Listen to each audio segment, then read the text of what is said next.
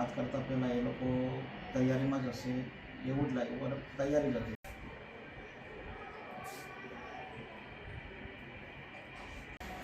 આ બનાવ મારા વારનામાંથી દાવણી હતા વિસ્તારમાં.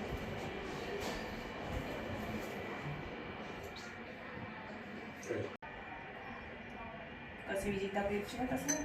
ના, ટ્રીટમેન્ટ ચાલુ છે. ટ્રીટમેન્ટ ચાલુ છે. ધારિયાના દંડા એ ગાડીઓમાં લઈને જ આવ્યા હતા.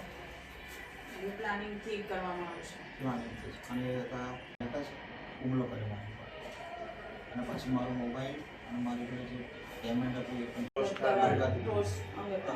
અદાવત રાખી. અત્યારે સારું છે ને?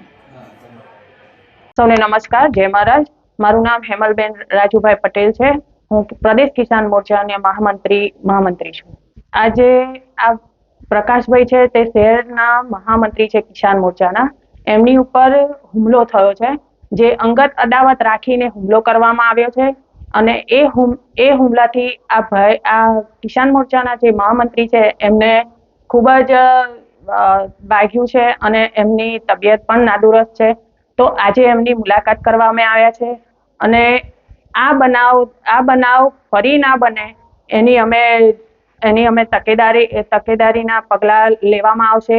અને જેને પણ આ હુમલો કર્યો છે એને કડકમાં કડક સજા થાય એની અમે માંગ કરી છે. અને ત્યાં પોલીસ સ્ટેશનમાં પણ અમે જાણ કરી છે, ટાઉન પોલીસમાં પણ જાણ કરી છે અને આ ભાઈને યોગ્ય ન્યાય મળશે એવી અમે ખાતરી આપીએ.